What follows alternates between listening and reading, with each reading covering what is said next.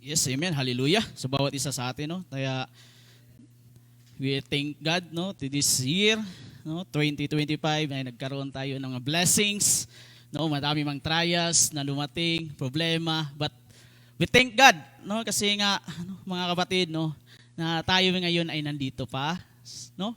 Nakahahon tayo sa problema, no, madaming mga problema ang na dumating na hinarap natin sa 2025. But in this year, no, na praise God, no, na nandito pa tayo. Nagpapasalamat tayo sa Diyos. Lagi pa tayo magpapasalamat kasi nandiyan ang Panginoon sa atin. Lahat ba ay nakatanggap ng regalo sa isang taon, no? Sa isang 2025, nakatanggap na ba kayo lahat ng regalo, no? Nakapagbigay ba kayo ng regalo sa pamilya, kaibigan, no? Yung mga ninong-ninangs, no, na madami, no, na binibigyan ng mga regalo. But in this day, in this service today, no, na meron din tayong na dapat nating tanggaping regalo para sa ating buhay. No? Nandiyan ang Panginoong Hesukristo para sa atin. Kaya mga kapatid, tayo ay tumayo, no? Tayo ay manalangin at bigyan natin, no, ng bawat isa sa atin na tayo paggalang sa ating Panginoong Hesukristo sa bawat isa sa atin. Yes, Lord God, hallelujah, Lord God, we worship you, we glorify your name, Panginoon, O God, na ikaw ang Panginoong Diyos sa aming buhay, Panginoon. Lord, salamat, Panginoon, sa pribilehiyo, Panginoon, O God, na nakatayo na naman ako, Panginoon, O God, sa iyo. Panginoon, Lord God, salamat, Panginoon. Help me, guide me, Panginoon. Teach me, Panginoon, how to spread the words, Panginoon, O God. Kung anong mga revelation mo para sa akin, Lord God, na may spread ko ito ng maayos, Panginoon, sa aming mga kapatiran, Panginoon, na ma-encourage pa sila, Panginoon, O God. Hindi yung kagalingan ko, Panginoon, kundi yung kapangyarihan mo, Panginoon, O God, na nagpapalakas sa akin, Panginoon, O God, how to spread your words, Panginoon, O God. Ito, Panginoon, O God, na may lako namin, Panginoon, O God, hindi lang dito, Panginoon, kundi sa lahat ng mundo, Panginoon, O God, sa aming pamilya, kaibigan, Panginoon, O God. I know, Lord God, na ikaw ang manguna, Lord, hindi ako, Panginoon, O God. Salamat, Panginoon, dahil ikaw ang Diyos sa aming buhay, Panginoon. Lord, itinataas ka namin, dinadakila sa pangalan ni Jesus. Amen at amen. Hallelujah. Kaya mga kapatid, no, salamat sa bawat isa sa atin. Amen. Kumusta yung Christmas? Praise God, no, sa ating Christmas Eve, no, this December, no, sa bawat isa sa atin. Kaya mga kapatid, meron tayong mga regalo na ibinigay sa atin. Bawat isa sa atin, meron tayong natanggap na regalo. Kung meron man tayong natanggap na regalo sa bawat isa sa atin, nabe-bless ba tayo? Amen? Nagpapasalamat ba tayo? Amen. This 2025, no, na nakita natin sa 2025, no, ng mga pagsubok, trials, na meron tayong Diyos na iniregalo sa atin ng ating Panginoong Diyos, kundi si Hesukristo. Amen? Hallelujah. Kaya nga mga kapatid, this is the scripture today, no? Sabi nga dyan, yan, no? Sabi dyan, no? John chapter 1 verse 12, no, in KBG version, but as many as receive him, to them he gave the right to become a children of God. To those who believe in his name. Hallelujah. Na ito mga kapatid, na madaming tumanggap sa kanya, no? Lahat tayo kanyang sinitanggap ng ating Panginoon, no? Pinagkaloob sa atin yung karapatan maging anak ng Diyos sa mga tuwing bagay ang mga nagsisimpalataya sa Kanya pangalan. Amen.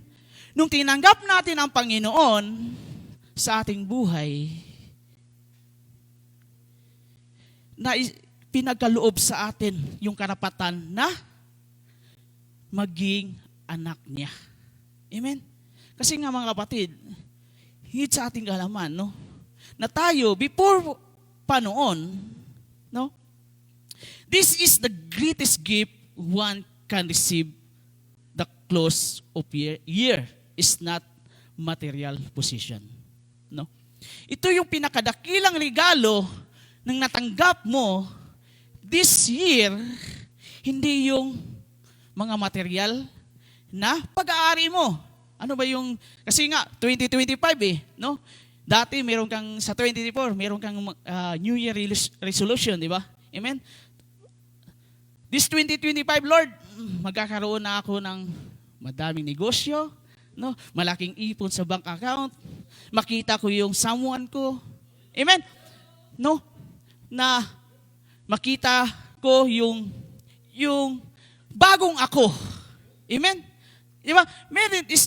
This is the close of this year. It's not material possession. Hindi po yung ganun, mga kapatid. Hindi yung mga bank account mo, hindi yung magagarang mga gamit mo, but the spiritual privilege being adopted into God's family through faith in Jesus Christ. Ito yung regalo na tayo, yung regalo na ibinigay sa atin ng Diyos, na ating Panginoong Heso Kristo, na nandun tayo sa Diyos, na tayo ay pamilya. Amen? Dito ngayon, nakikita natin, sa ating panampalataya kay Heso Kristo, tinanggap niya tayo bilang anak. Amen? Sa bawat isa sa atin. Amen? Introduction. Kasi nga, mga kapatid, no?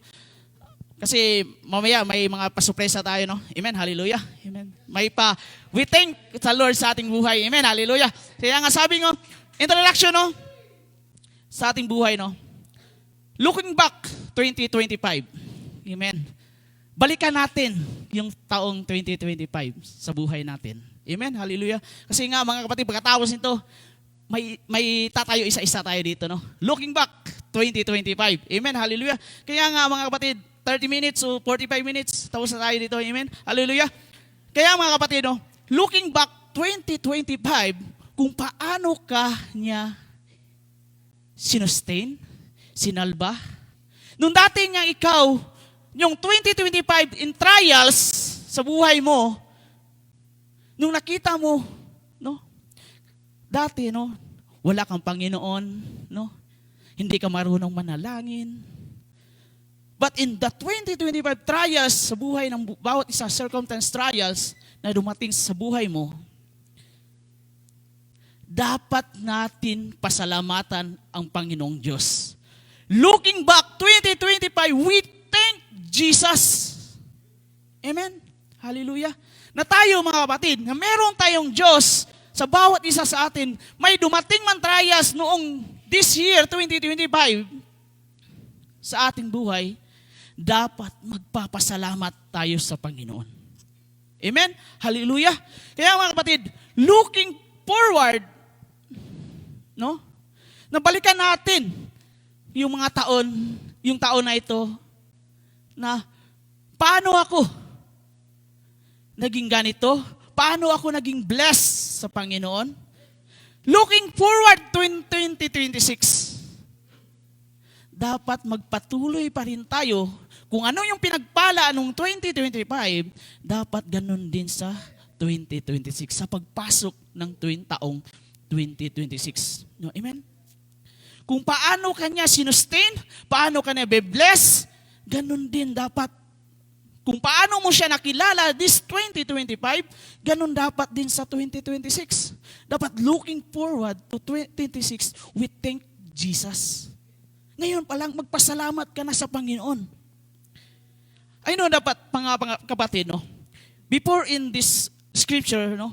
In verse 1, chapter 1, verse 12, no? Balikan natin yung chapter 1, verse 11.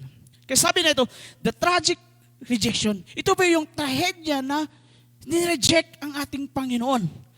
Jesus came to His own, and His own people did not receive Him. Amen?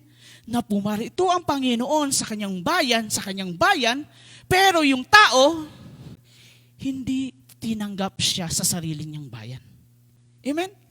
Kasi mga kapatid, makikita natin, binigay na ng Diyos sa atin ang Panginoong Heso Kristo sa ating buhay, pero hindi pa rin natin siya ni-receive sa bawat isa sa atin. Amen? Kasi nga mga kapatid, nakakalimutan natin kung ano yung regalo na ibinigay sa atin ng Panginoon. Amen? Rejection of the light, no? Ni-reject natin yung ilaw that remind us the word generally ignorance, yung ating kamangmangan sa mundong ito. Dahil sa kamundong ito na puno ng temptation, puno ng kamangmangan, but the salvation is not automatic of universal. No? Hindi naman kaagad-agad na tinanggap mo na ng ating Panginoon. Righteous ka na, perfect ka na. Dumaan po sa proseso. Amen? It has a specific response to a specific person. Na kasi nga mga kapatid, makilala mo ang Panginoon kung paano mo siya kilalanin pa ng maigi. Yung taimtim na pagkikilala sa Kanya. Amen? Hallelujah? Amen? This set of the stage of the amazing grace offer in verse 12. Ito na, mga kapatid, no? Na ibinigay sa atin itong salvation na para sa atin. I-offer niya para sa atin. Amen? Hallelujah? And this year ends, we celebrate the gift of Jesus at the Christmas. No? And reflect on the personal decision to receive Him and propound a new identity and privilege that come with being adopted into God's eternal family. Hallelujah. Sa taon ito, sineselebrate natin yung regalo na ibinigay sa atin, kundi ang Panginoong Hesukristo. Dapat i-reflect natin yung sarili natin, yung desisyon natin, kung paano na siya natin tinanggap sa ating buhay. Para makita natin, ito na ang bagong ako ngayon. Amen? Dati, ang dami kong brokenness sa buhay. Madami akong mga time ng problema, no? Na hindi ko malalampasan. But nakilala ko ang Panginoong Hesukristo sa buhay ko. Tinanggap niya ako, kahit wasak na wasak ako, kahit na hindi buo yung pagkatao ko, pero tinanggap ka pa rin ng ating Panginoon. Ganun po yung ang ating Panginoong Hesukristo. Ganun po yung kahit man malayo ka sa Kanya, pero ang Panginoon nandyan pa rin sa buhay mo. Handang tumanggap para sa iyo. Bibigyan ka ng karapatan na maging anak niya. Amen? Hallelujah! This Christmas context, this season is about giving and receiving gifts. No? Ang pagbibigay at pag-receive. No? Yung pagtanggap. This Christmas season, no, in this 2025, na alam natin na magbibigay ka, tumanggap ka, while many gifts are paid. Lahat ng mga regalo na ibinigay sa iyo, mawala. Mga material na bagay ay maluluma. Amen? Amen, hallelujah. God offers timeless gift that change our identity forever. Amen? Napakaganda, no? Na yung bagong ikaw, yung identity mo, magpakailanman. Hindi nagbabago kung sino ka. Amen? This is the title of this message, no? The ultimate years in gift becoming a child of God. Ito yung ultimate na regalo in this year, magtatapos sa 2025, na maging isa kang anak ng Diyos. Amen? Minsan kasi mga problema natin, no? The problem. Anong problema sa tao? Amen? Hallelujah? Sabi dito, humanity is naturally separated from God by sin. Alam natin, humihiwalay ang tao sa Panginoon dahil sa kasalanan. Amen? Dahil sa kasalanan, not automatically His children just by creation. We are children of wrath. Galit. Nung dati tayo, mga kapatid, ay anak tayo sa galit. Amen? Anak tayo sa mundong ito. But anong regalo na ibinigay sa atin? The ultimate gift sa ating ng Diyos. The greatest, most enduring gift is not a material possession, but the right and privilege to become a child of God offered through Jesus Christ. Amen? Ito po mga kapatid, na ibinigay sa atin, the ultimate gift sa ating buhay, na ibinigay sa atin ng ating Panginoong Diyos sa pamamagitan ng ating Panginoong Hesukristo. Amen? As we end 1 year and start another. Amen? Kasi nga, mga kapatid, no? Nagtatapos tayo ngayon kasi ito na the last message of this 2025. Kasi papasok na tayo sa another year. Reminder that our hope is in Jesus, is our Emmanuel, is God with us. Amen? Nakasama ang ating Panginoong Hesukristo, nakasama ang ating Diyos sa bawat isa sa atin. Amen? Hallelujah. Na sinasabi, ang ating Panginoong Hesukristo ay kasama natin sa araw-araw. Amen? Hallelujah. Kaya mga kapatid, no, dapat nating tanggapin itong regalo na itong taong 2025 na ang Panginoong Hesukristo. The name is Jesus. Ano ba yung tatlong bagay na ultimate year of gift? Number 1, sabi dyan, the gracious invitation. Amen? Ito yung mabuting paanyaya para sa atin. Ito yung biyaya na paanyaya para sa atin na bilang isang anak ng Diyos. Amen? Receive Him means welcome Christ sa buhay natin. No? Na tinanggap natin ang Panginoon, iniimbitahan natin ang Panginoon sa ating buhay, dapat means i-welcome natin ang Panginoong Hesukristo sa bawat isa sa atin. Amen? Kaya mga kapatid, no? It is like opening the door to an honored guest. No? Na pagbuksan mo yung Panginoon sa puso mo. Amen? Kaya mga kapatid, minsan, no, sa atin, sa taon ng 2025, marami tayong pinagsarahan. Marami tayong, no, na mga bagay, kaya ko nang buksan, no? Sige mga kapatid, madami tayong mga bagay na hindi tanggap, no? Yung pagkatao natin, madami tayong mga failures sa buhay natin. Amen? I know na nakaranas tayo ng mga heartache, no? Amen? No? Nakaranas tayo ng yung iniwanan tayo. Amen? Nakaranas tayo ng failures sa buhay natin. Kaya mga kapatid, sinasabi dito, kailangan natin buksan ulit yung puso natin. Buksan natin ulit. No? Huwag natin pagsirahan yung puso natin. Huwag natin pagsirahan ang ating Panginoong Diyos sa buhay natin. Kailangan natin siya i-honor as a guest sa buhay natin. At allowing Him to make your heart His home. Dapat i-allow mo ang Panginoong Diyos sa buhay mo. I-allow mo ang Panginoong Diyos sa puso mo na siya dyan sa puso mo na kanyang bahay yan. Amen?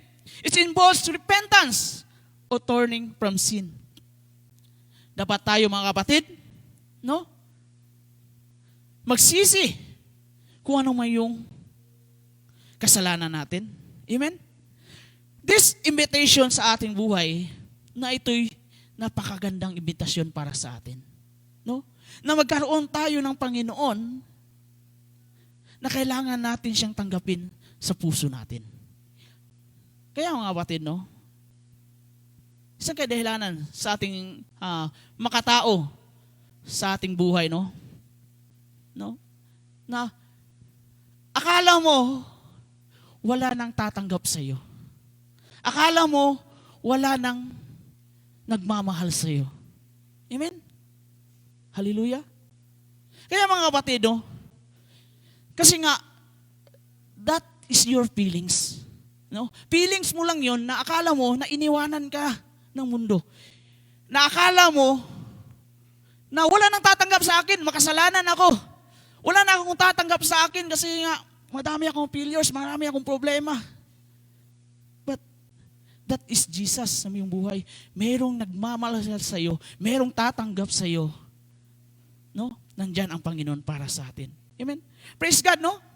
Kasi nga mga kapatid, na akala natin, iniwanan na tayo, pero ang Diyos, hindi nag-iiwan para sa iyo. Amen? Sabi dito, na lahat tayo, in John chapter 1, verse 12a, sabi dyan, but as many as receive Him. Mga kapatid, no? Datapat ang lahat ay nang sa Kanya'y nagsitanggap. Amen. Kaya nga, pagbuksan natin ang Panginoon. Amen. Hallelujah. But as many as receive, the words receive implies a personal, intentional welcome. Ito yung personal natin. Dapat intentional. Yung intentional ng ating Panginoon, natanggapin natin siya sa bawat puso natin, sa buhay natin.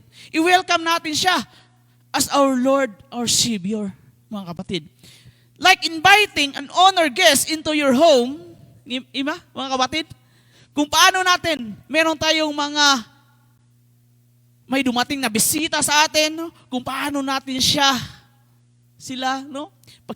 Di ba, pag may dumating na bisita, di ba, yung bawat isa sa atin, kuha ka ng tubig, kumuha ka ng kape, di ba?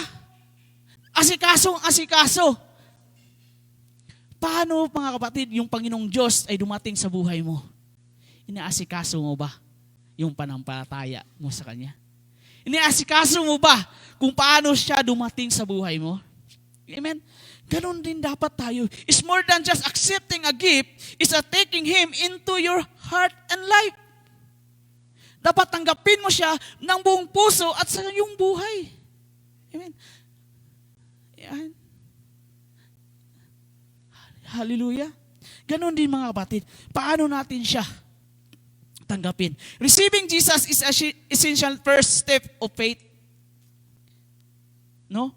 Yung pagtanggap ng ating Panginoong Hesukristo, ito yung simula sa ating buhay na tayo ay lalakad sa panampalataya ng ating Panginoon. Amen? Kaya nga, mga kapatid, no? We are not perfect. We are not righteous. But mga kapatid, no? Kaya nga sabi nga, no? Kaya may mahanap ka man, no? Amen? May mahanap ka man, no? Kung ano man yung binigay sa iyo ng Diyos, tanggapin mo. Amen? Ng buong puso. Hallelujah. Kaya nga sabi dito, no? Receiving Jesus is essential first step of faith is a conscious decision to welcome Christ's presence and authority into one's life. Mga kapatid, na dapat ang ating Panginoong Jesucristo ay nandyan sa puso mo. Siya yung authority sa buhay mo. Amen? Hallelujah. And once moving from ignorance to intimate relationship. Hallelujah. Dahil yung kamangmangan mo dati, ngayon ay mayroon na kayong relasyon sa ating Panginoon. Dati, wala ka sa Panginoon. Ngayon, bumabalik ka na. Kasi nga, pumasok ng Diyos sa buhay mo. Amen? Kaya mga kapatid, pasalamatan natin yung bitisyon natin ng ating Diyos sa buhay natin. Amen? Kaya praise God sa mga kabatiran, no, na nandyan kahit umalis man, but pinagpala sila nung taon na ito, hindi nakakalimutan ang ating Panginoong Diyos. The gracious invitation sa atin ng Panginoon, dapat natin to response kung paano siya nagpaanyaya para sa atin. Amen? Bigyan din natin siya ng regalo. Ano yung regalo yung ibibigay natin sa Kanya? Yung tayo, we surrender ourselves to God. Magtitiwala tayo sa Kanya. Amen? Kaya mga kapatid, pinaanyahan tayo ng Panginoon na tayo ay babalik at babalik sa Kanya. Amen? Hallelujah. And number 2, the essential action. Ano ba yung mahalagang gawa natin? Yung mahalaga nating aksyon sa bawat isa sa atin. Ano ba dapat natin gawin? In John chapter 1 verse 12, to those who believe in His name. Yung tayo ay sumampalataya sa Kanyang pangalan. Naniniwala tayo sa Kanyang pangalan na siya ang Diyos sa ating buhay. Believing His name means active and reliant trust. Yung pagtitiwala natin sa Panginoon ay dapat nandun. Amen? Kasi kung paano ka nagtitiwala sa 2025, dapat ganun din sa pagpasok sa 2026. Magtiwala ka sa Panginoon kasi nga mga batid, January to December, nandyan ka pa rin. Amen. Praise God. Na binigyan ka pa ng pagpapala ng Diyos. Nakita mo pa yung someone mo. Nagbago mo pa yung pamilya. Na masaya yung pamilya mo. Amen. This 2025, na dapat magpatuloy ito sa 2026. Hallelujah.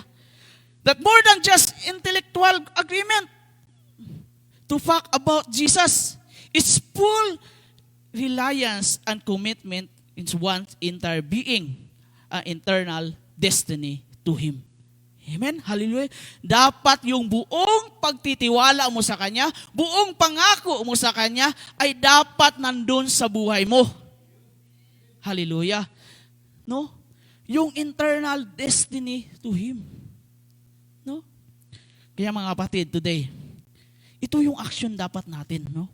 Who believe is His name, that believing throughout His gospel, not just mental assent.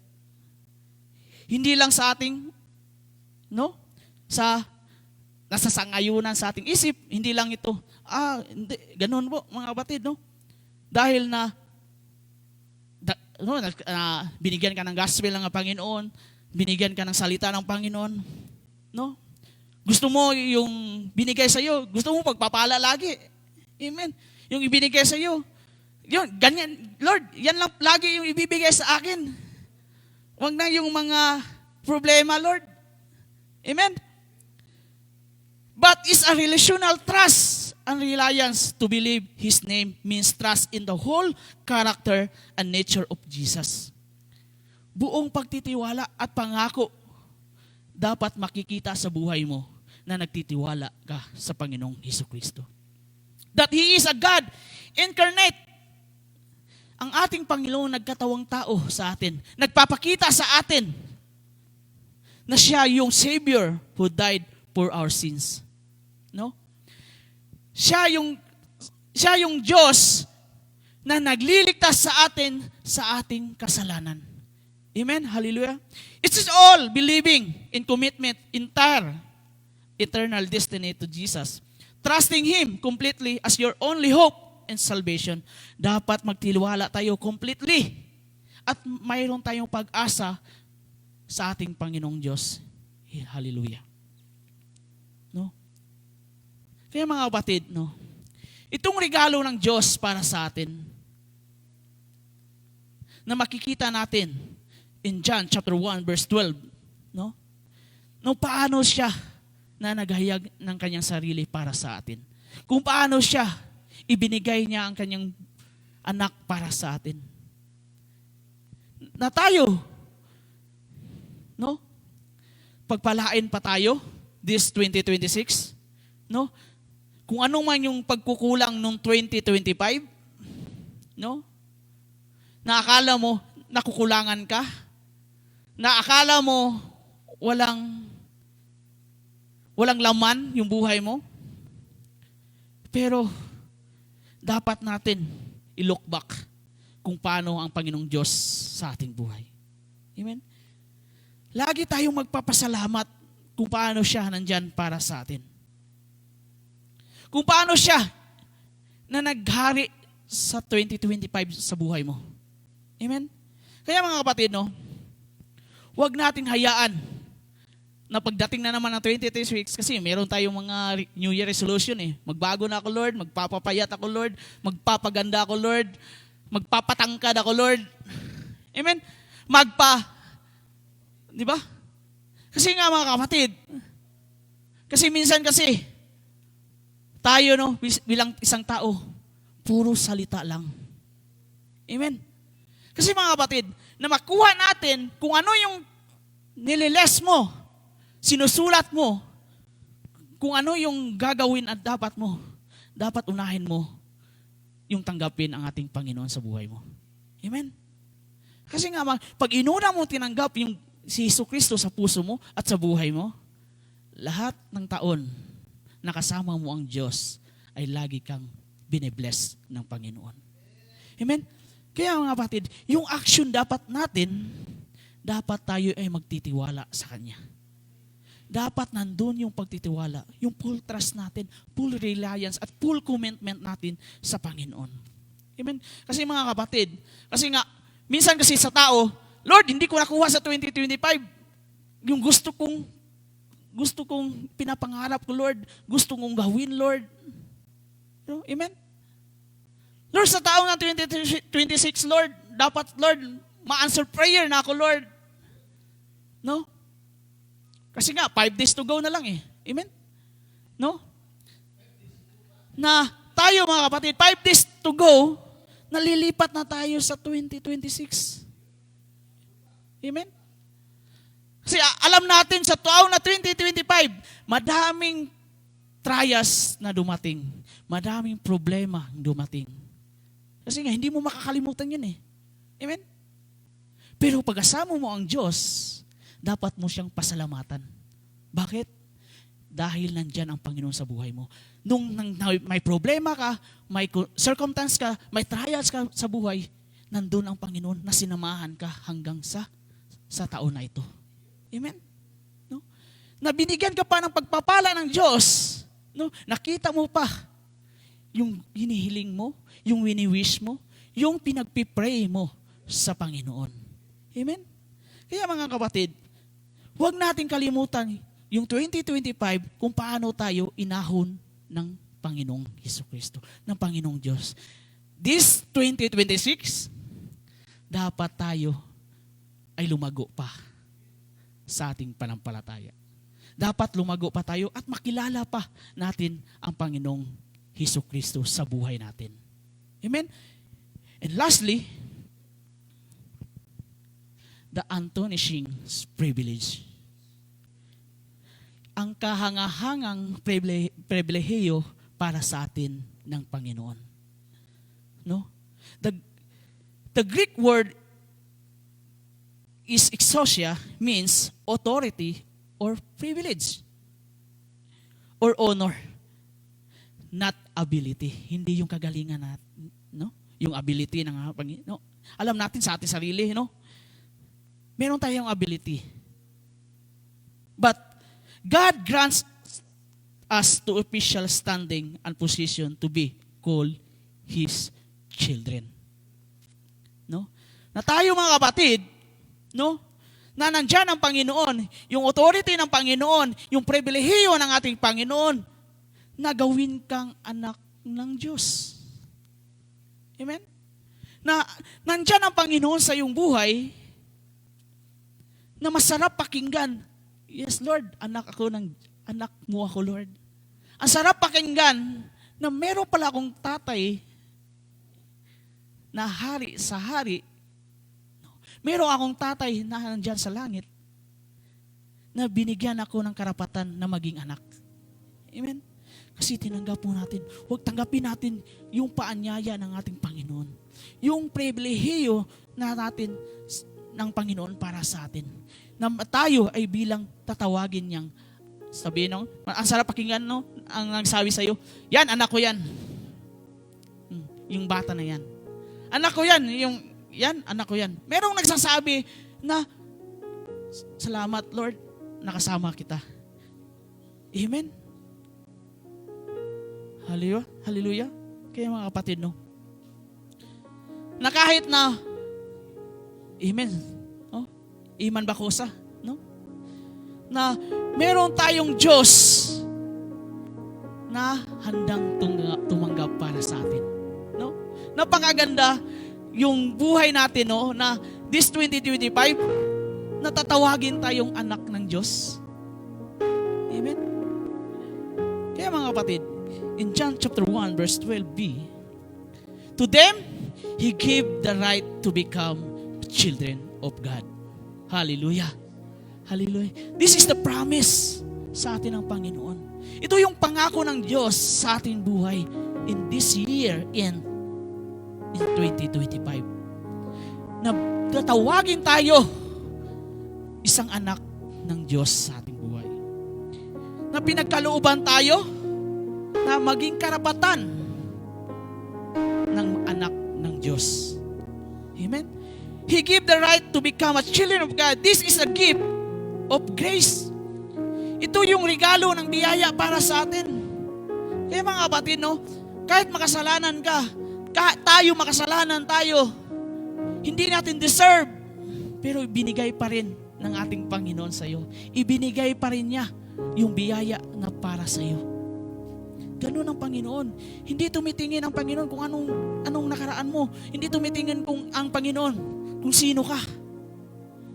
Basta yung regalo ng Diyos na ibinigay niya, yung pag-ibig niya, yung grace niya, yung awa niya sa iyo, ibinigay pa rin ng Panginoon.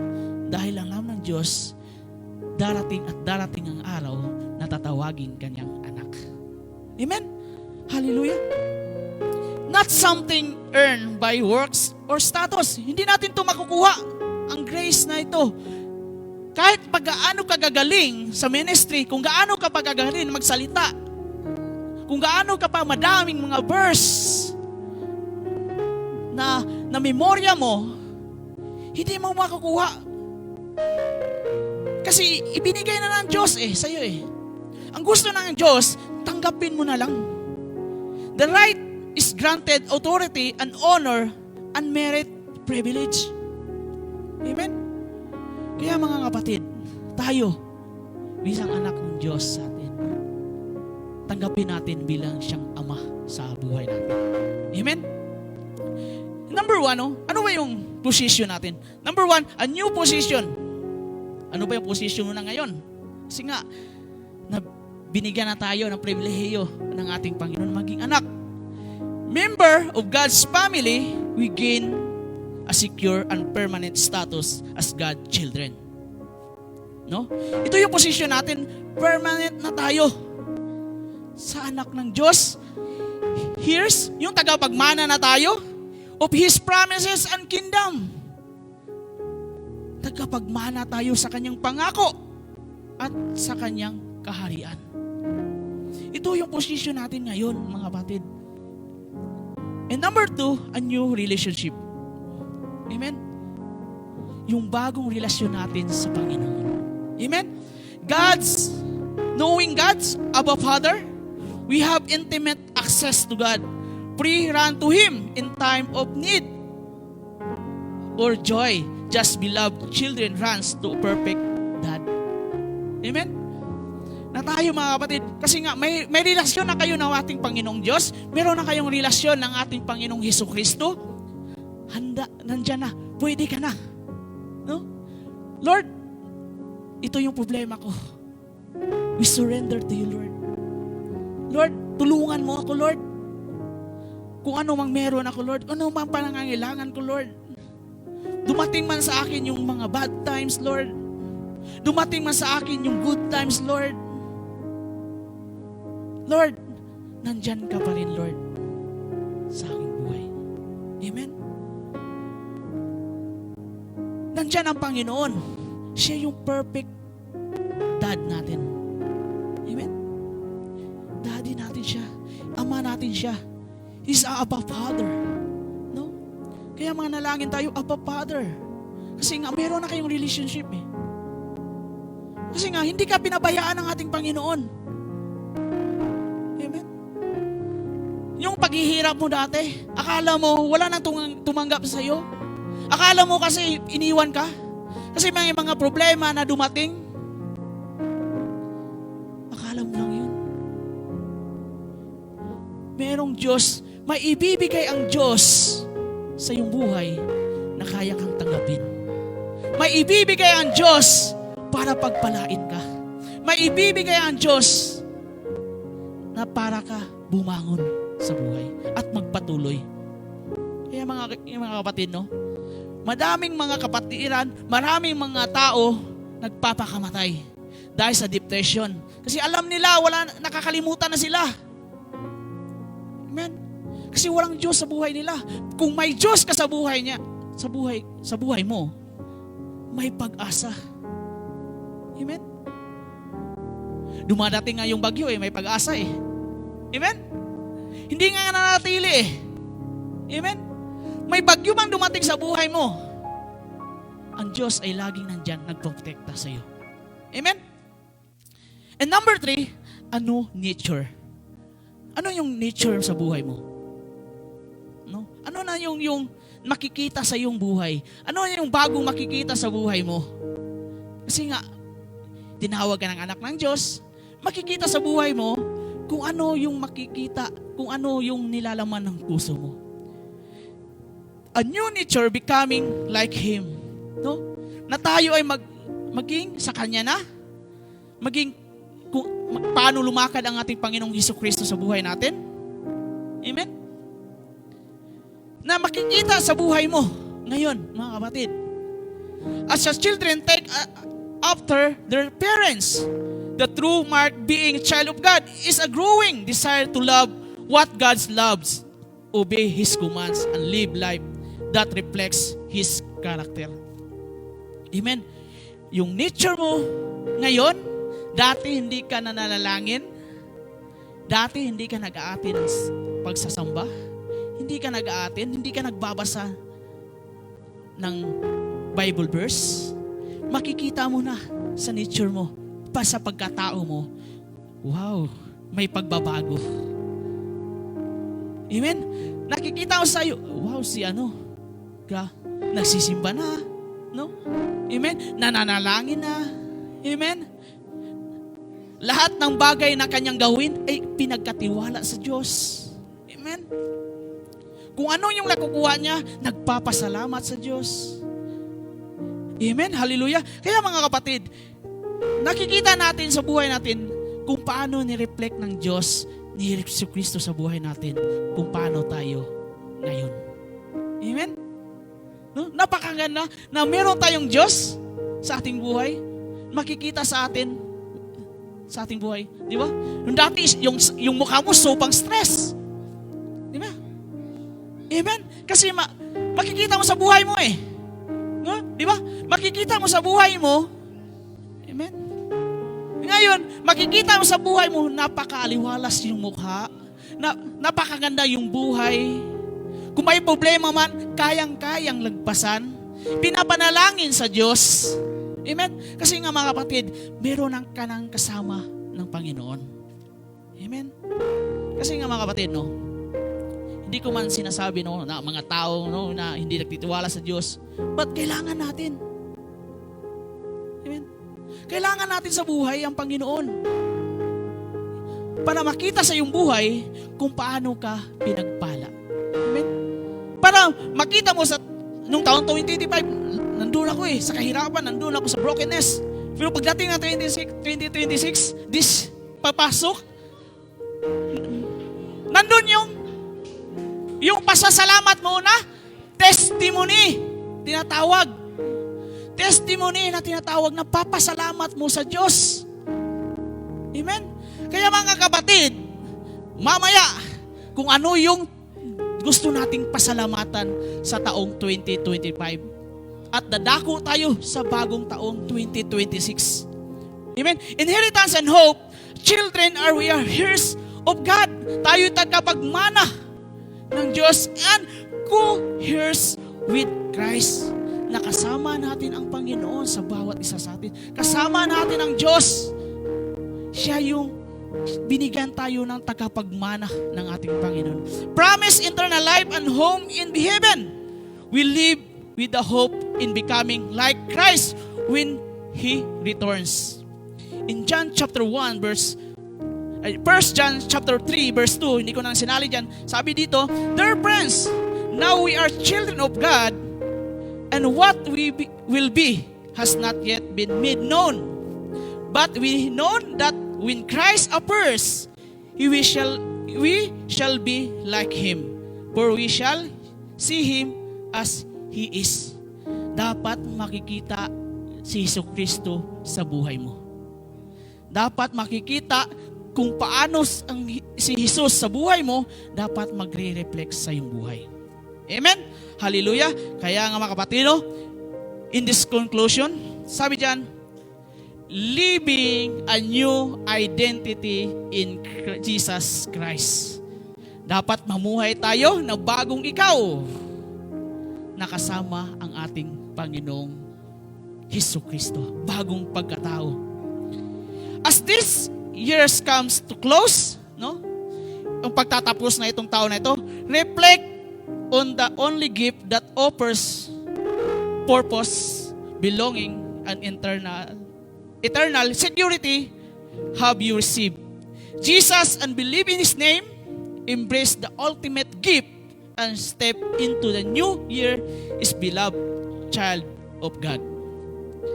Ito po yung sa pagtatapos na taon na ito, dapat tayo magpatuloy sa 2026 na kasama ang Panginoon. As the year ends, consider the ultimate gift of others' gifts fade. No? Yung natanggap mo regalo, yung material na position na natanggap mo ay maglalaho. But this one brings eternal life and transform our a new identity. Amen? Hallelujah. Na ito ay magdadala sa atin sa walang hanggang. No? Sa walang hanggang pagka-transform kung bagong ikaw, bagong pagkatao mo, na nakasama mo ang Diyos sa buhay mo. Kaya nga ito mga kapatid, no? Tayo bilang isang Kristiyano, dapat tayo ay nandyan pa rin ang Panginoon sa pagpasok ng 2026. Amen, hallelujah. Kaya mga kapatid, today, salamat to sa bawat isa sa atin. Amen, hallelujah. Palakpakan natin.